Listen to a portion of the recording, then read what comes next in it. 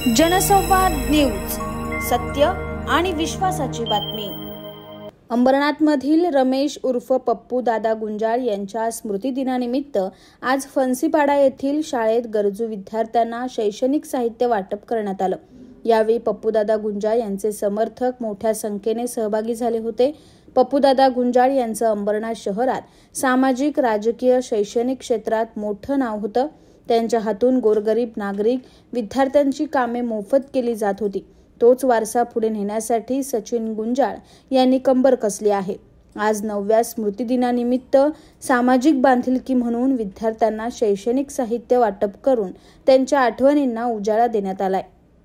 आज आमचे बंधू लोकनेते रमेश पप्पूदादा गुंजाळ यांच्या 9व्या स्मृतिदिनानिमित्त अंबरनाथ येथील फणसीपाडा येथील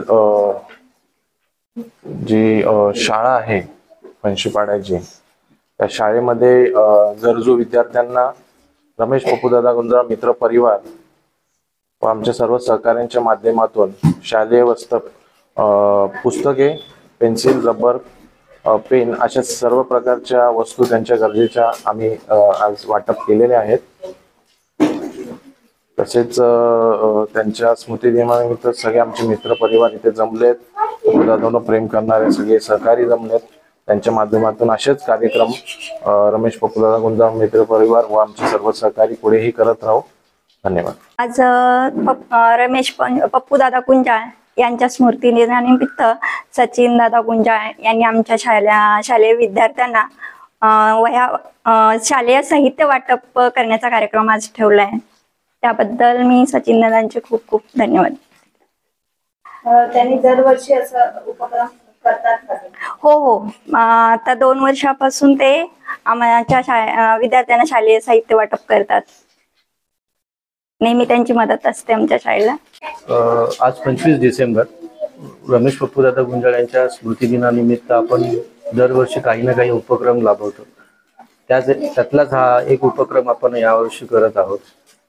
या उपक्रम करण्यासाठी सचिन दादा गुंजाळ यांचं बहुमूल्य आम्हाला मदत असते। त्यांच्याच मार्फत आम्ही हा कार्यक्रम करतो। तर आज या वर्षी आम्ही जिल्हा परिषद शाळेच्या विद्यार्थ्यांना काही भेटवस्तू देण्याचं ठरवलं होतं। त्याचा हा प्रोग्राम आहे।